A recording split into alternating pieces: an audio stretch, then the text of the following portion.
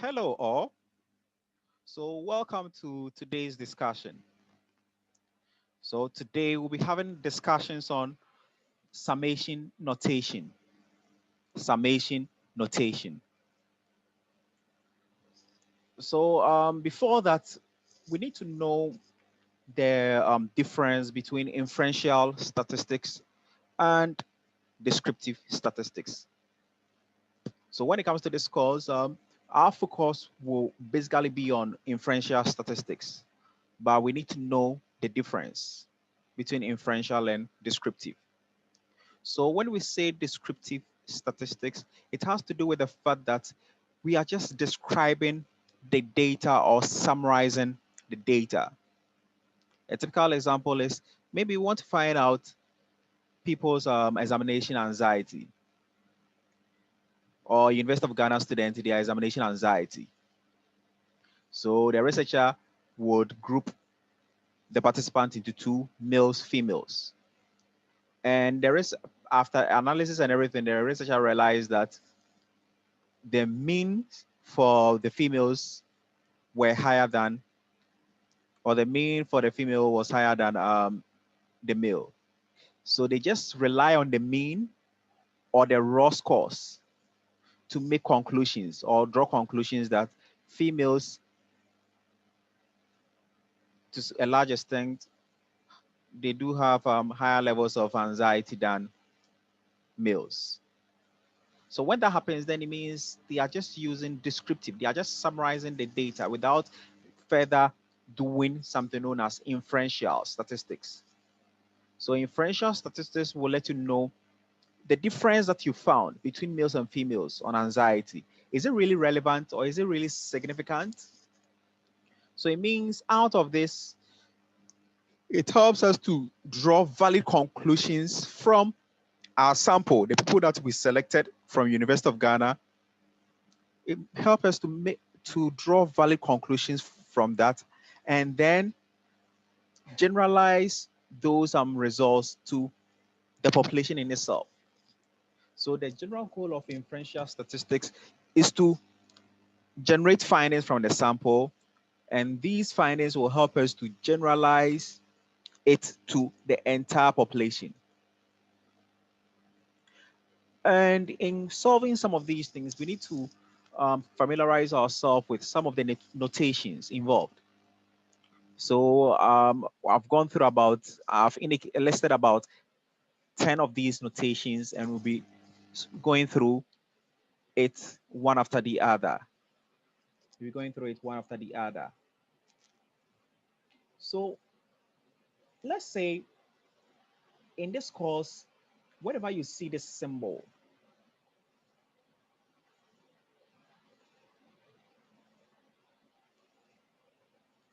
this symbol implies that, or the name for it is sigma.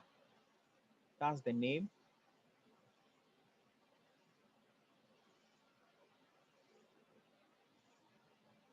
Meaning that sigma means to sum.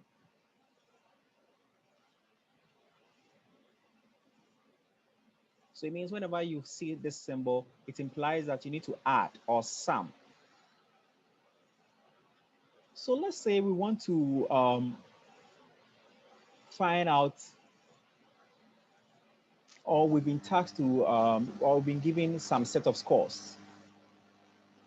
Some set of scores, X and Y. So X and Y is more or less like we've been given some variables like depression and anxiety scores. There are two different scores, so X and Y, anxiety, depression. Then out of this, they are telling us to solve some of these notations. So first, they are trying to say that we should solve sigma X. Then afterwards, we solve sigma X all squared and so on and so forth up to the 10th one. So how would we solve this? Normally, I prefer that I transport the values X and Y values onto a table form. That will help me to solve it in a simple manner.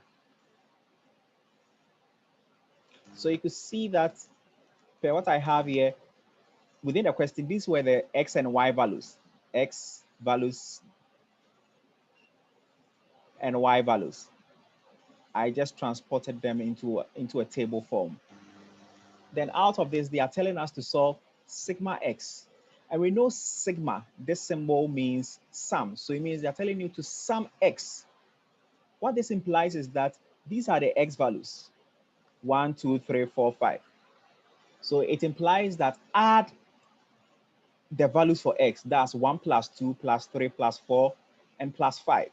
And that will give you sigma x. And when you add them, you should have a total of 15. When you add them, you should have a total of 15.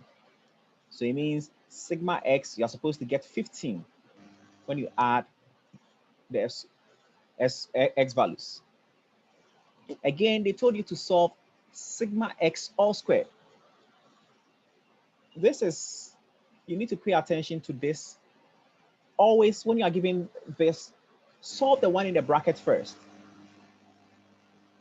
I'm talking about the second question, II. Sigma x all squared, it is in brackets. So solve the one in the brackets. And per the one in the bracket, we've already solved.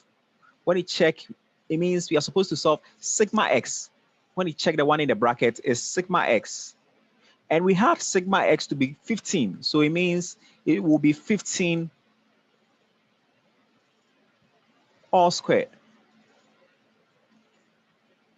And that will be for the second question. And 15 squared should give you 225. So it means per the second question, you are supposed to get 225, which is II. So it means when it comes to II, always solve the one in the bracket first, which is sigma x. And we've already solved sigma x, we had 15. Then you bring into bracket, you square. And when you square, you're supposed to get 225. Then the third one, which is III. With that, you could see it is not in bracket, it's sigma x squared, not in bracket. This sigma x squared. So it means sum, we know sigma means sum, so sum x squared. From the question, we were not given s squared. So how do we solve s squared? It means you're supposed to find s squared, and for you to find s squared, it means you're supposed to square the values of x. So 1 squared will give you 1, 2 squared, 4, 3 squared, 9, 4 squared, 16, 5 squared, 25. So after you've been able to get your x squared, then the next thing for you to do is to sum, meaning that add the s squared values together. You add them, and when you add, you're supposed to get a total of 55. So the third question, the answer is 5, 5. 5, 5. Then the next one is question 4, which is sigma y. Sigma y, we use the same approach like what we did for sigma x. We were given y values, and we are told to find sigma y. The same thing, you sum the total scores of y. And when you sum them, you're supposed to get a total of 30. So 30 will be your answer. Then we have the fifth question, sigma y all squared, which is also related to this, what we did. So the same thing, it means solve the one in the bracket. Sigma y, we've already solved for sigma y, we had it to be 30. So it means it will be 30 squared. And 30 squared should give you a total of 900. So that will be for sigma y all squared. Then the seed question. The seed question, which talks about sigma y squared. The seed question, sigma y squared. The same thing. We need to find y squared. We were given y, so it means you are supposed to find y squared. It means you are supposed to square the values of y, which will be 2 squared, 4 squared, 6 squared, 8 squared, and 10 squared. And when you find the squared values, this is what you're supposed to get. So after you've squared them, then the next thing for you to do is to sum. Add the y squared values. And when you add them, you're supposed to get a total of 220.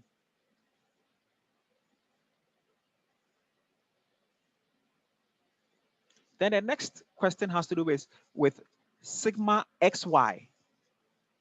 Sigma xy. It means we are supposed to first find x and y. We're given x, y values, but we are supposed to find xy, x, y. And you know in math, always there's a multiplication sign here, but we don't indicate it. So it means you are supposed to multiply x by y. Hence, these are x values and y values. It means that multiply this one by 2, multiply 2 by 4, 3 by 6, 4 by 8, 5 by 10. And that will give you these values. And that will be for xy. After you've been able to generate your xy, the last thing for you to do, there's a sigma sign here. It means that you're supposed to add your xy values. And when you add them, you're supposed to get a total of 110.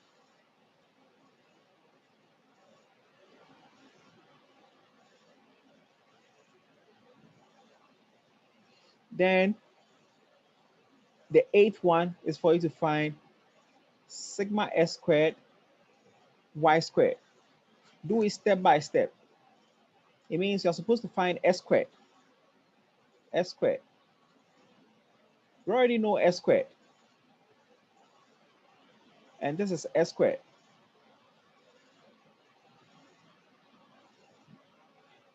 And we already know y squared. This is y squared values. And like what we did for xy, s squared with s squared, we have a multiplication sign here, but you wouldn't, in math, we don't write it. So it means we are supposed to multiply 1 by 4, 4 by 16, 9 by 36, 16 by 34, then 25 by 100. And when you do, these are the values you get. Afterwards,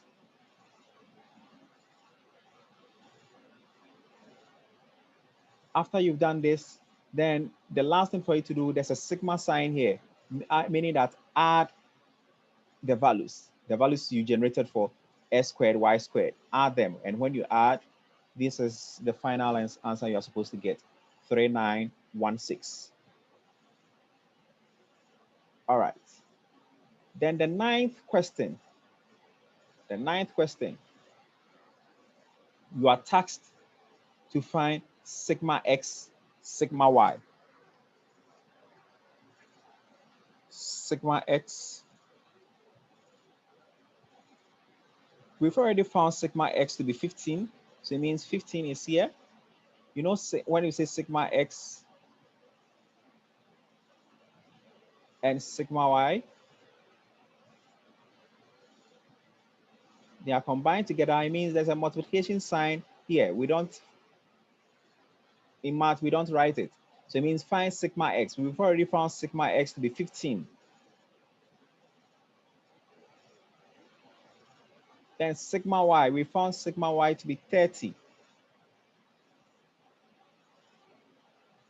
So it means you're supposed to find 15 by 30. And I believe this will be 450. Yeah. So it means with the ninth question, the answer is 450.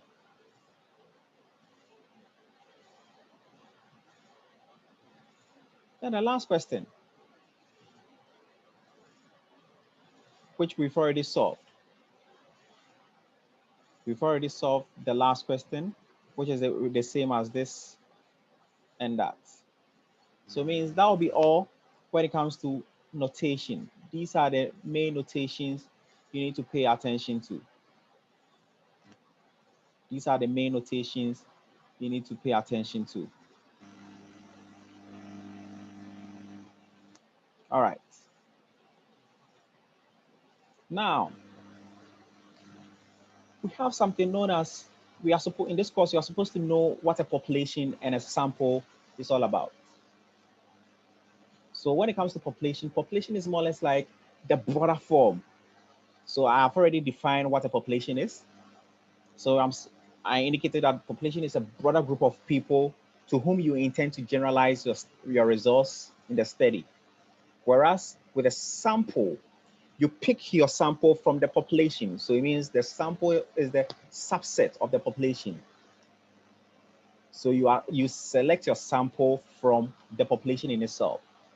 So for example, if you want to conduct a study among maybe Accra, resident in Accra. So Accra is a broad thing, that'll be your population. And in research, there's no way you can use the entire people or the entire residents of Accra because it is time consuming and also expensive to do that.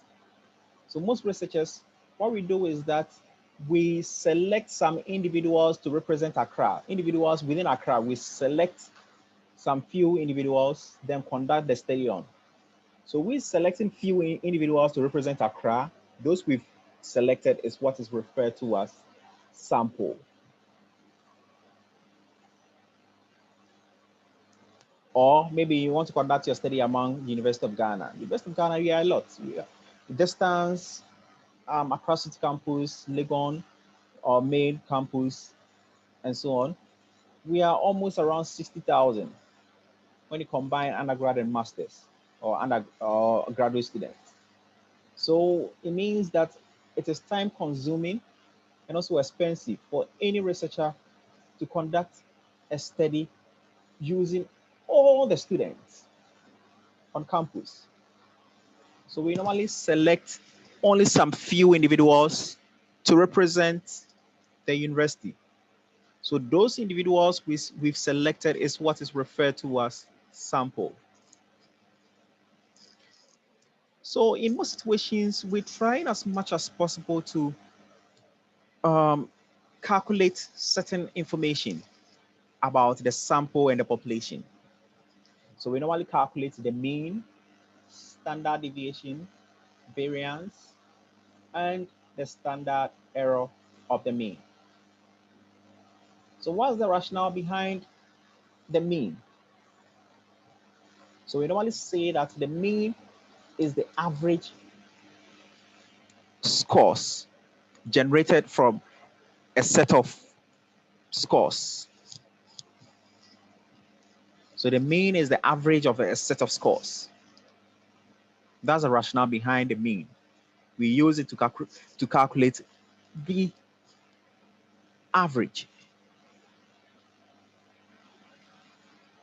Then a standard deviation and variance. We normally use the standard deviation and variance to find out the extent to which the scores are dispersed or they are far away from the mean in itself. That's the rationale behind the standard deviation. It is used to find out the extent to which the scores within a set of data, they are far away or dispersed from the mean. Then with the standard error of the mean, we normally say that it is the standard deviation of the means within a set of scores or within a data set. It means that within a data, we can have various means within some various groups of data. And out of it, we can also find the standard deviation of the various means. So we're finding the standard deviation or how the extent to which the means are far away from their own mean is what is referred to as standard error of the mean. And in calculating these parameters and statistics, we normally have the sample details of mean, standard deviation, variance, and standard error of the mean. And we also have population, its details when it comes to mean, standard deviation, variance, and standard error of the mean.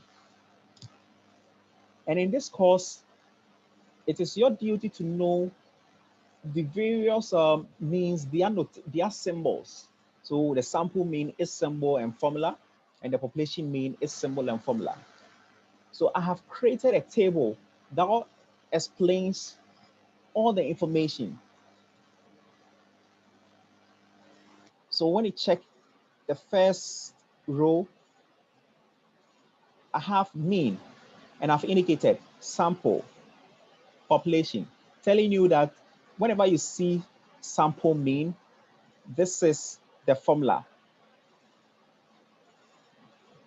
And interestingly, when it comes to this course, a formula book will be given for you to know the various formulas that you'll be using. But within the formula book, they wouldn't indicate, okay, sample mean. Then they will give you the formula. They will use this notation to represent the sample mean. So the sample mean, I couldn't get on Word document, I couldn't get its right symbol, but the sample mean, there's an X, then a bar on top. So whenever you see this symbol, it means sample mean. And the sample mean, its formula is equal to sigma X over N, where N, the small n, represents the total number of people in the sample. So it means within the formula book, this is how it will be exposed. This is how it will be presented in the formula book. There's no way within the formula book you will see them indicating or writing sample mean like this is equal to, then you know that, okay, this formula is the sample mean. They will use their symbols. So they will use a symbol of sample mean. So it means it is your duty to know the symbol of sample mean, population mean, sample standard deviation, and so on and so forth. They are symbols. Then when it comes to the population mean,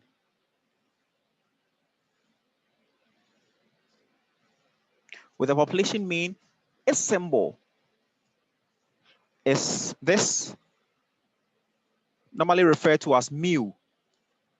And the population mean, the formula is sigma X over capital N, where capital N represents the population size. When I say the population size, the total number of people in the population. So an example is me saying, oh, University of Ghana, the total number of people in University of Ghana is about 60,000. So 60,000 will be the N, which is the population size, the big N, population size. Then out of this population, maybe we selected 100 people for the study. So the 100 people that we've selected from University of Ghana is the small n that I'm talking about, the sample size. That's the total number of people within a sample. Okay. Then the next one has to do with standard deviation. With standard deviation, its symbol for the sample is S. Then the standard deviation for the population, this is the symbol and the formula.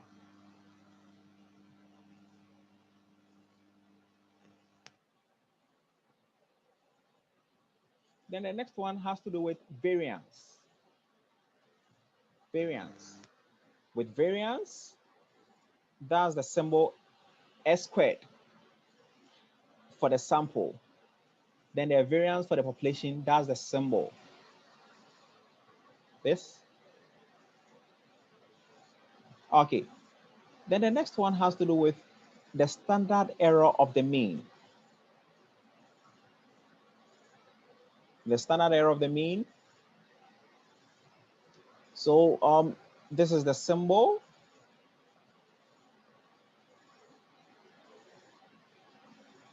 The standard error of the mean for the sample, that's it. So it's something like this, S, then subscript X bar, where it's equal to S, and you know what S represents for now? S represents the standard deviation. So that means the standard deviation for the sample over square root of the sample size. That's the formula for standard error of the mean. Then the population standard error of the mean, this is a symbol with X bar beneath the subscript, and is equal to the population standard deviation over square root of the sample size. So these are the formulas you need to familiarize yourself with when it comes to measures of central tendency and dispersion. So let's try and solve a practical example using these notations. So there is a question. A researcher wanted to conduct a study. A researcher wanted to conduct a study on examination anxiety among University of Ghana students. A total of 16 students from University of Ghana were selected for the study.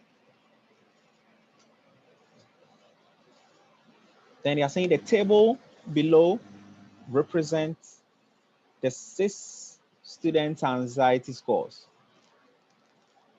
And that's the table beneath.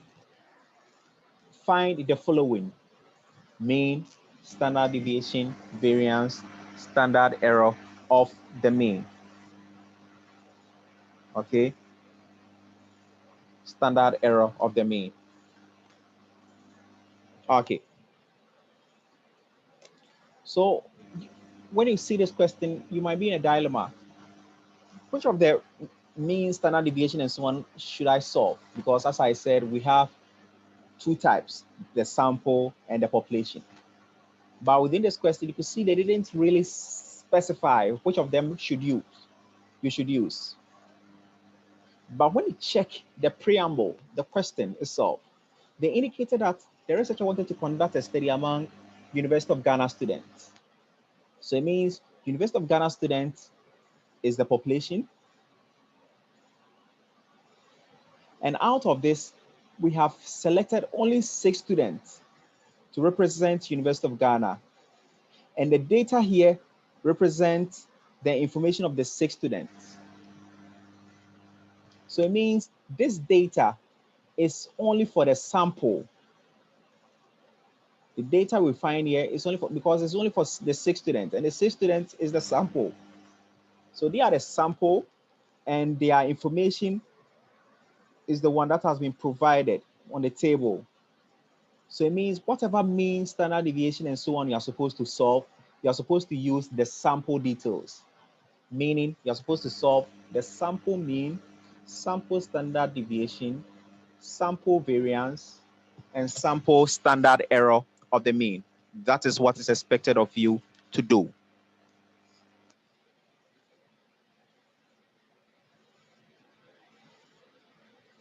All right. So let's try and solve.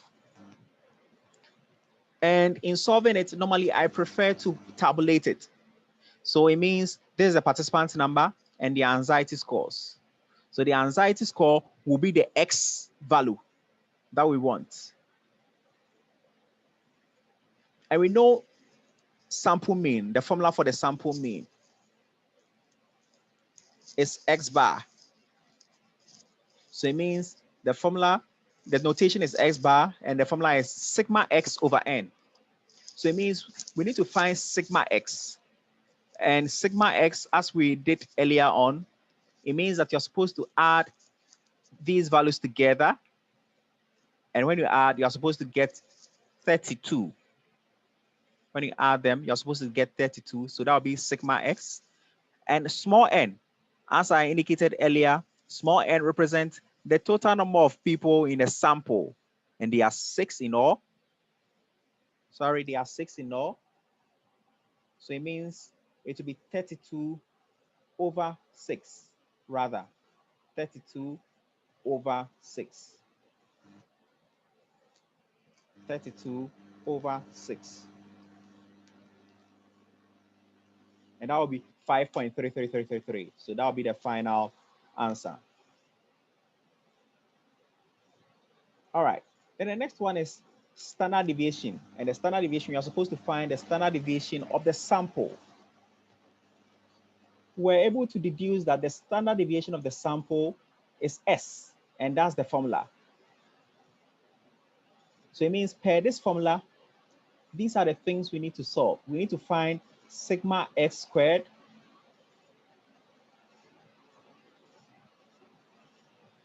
and sigma x all squared.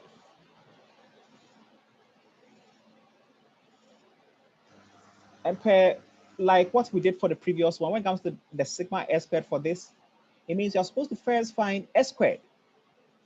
We're given x, that's anxiety, x, but we don't know s squared. With s squared, it means you're supposed to square these values. And that's what we did. We squared them each. After you square them each, then you are supposed to sum them together or add them. And when you add them, you're supposed to get a total of 204. When you add them, you're supposed to get a total of 204. So it means right now from the formula, we've solved sigma s squared. Left with sigma x all squared, which is in the one in the bracket. And as I've been saying, solve the one in the bracket first. And within the one in the bracket, we solve it to be 32. So it means it will be 32 into bracket all squared.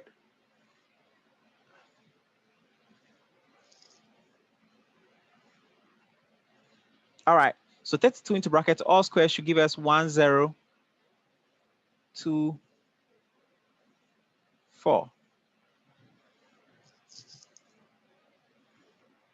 Okay.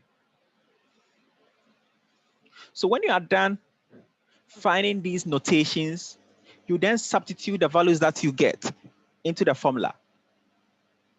So you can see we've indicated square root into bracket 204 because sigma s squared, we had it to be 204. So that is what is here. Then minus sigma x all squared, we had it to be 32 squared over, we know n to be 6, then all over 6 minus 1. Then afterwards, you do your calculations. And when you calculate this, you're supposed to do it step by step. In your calculations, you are supposed to get a total of 2.582. You're supposed to get a total of 2.582 when you calculate. So that will be all for the sample standard deviation. Then the next one has to do with the sample standard, the variance. The variance, its formula or its notation is s squared. It means you just take the square root out of the standard deviation. You can watch it very well. It is the same notations given, just that you do what you take out the standard deviation. So it means the variance, its value should be 6.666. The final answer you're supposed to get is 6.666 when you calculate. And it has been calculated.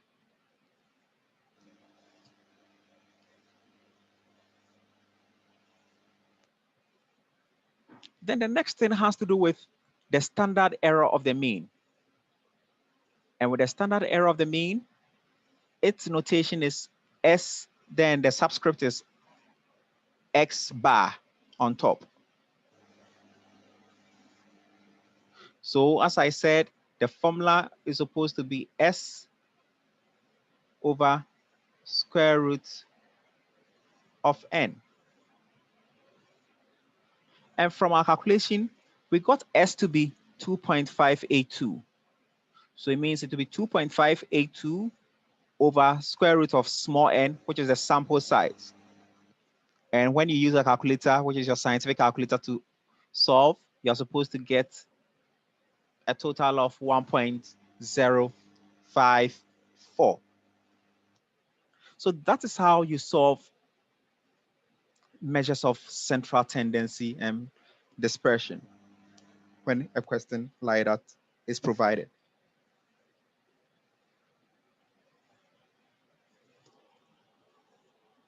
All right. So that'll be the end of today's discussion. Thank you very much.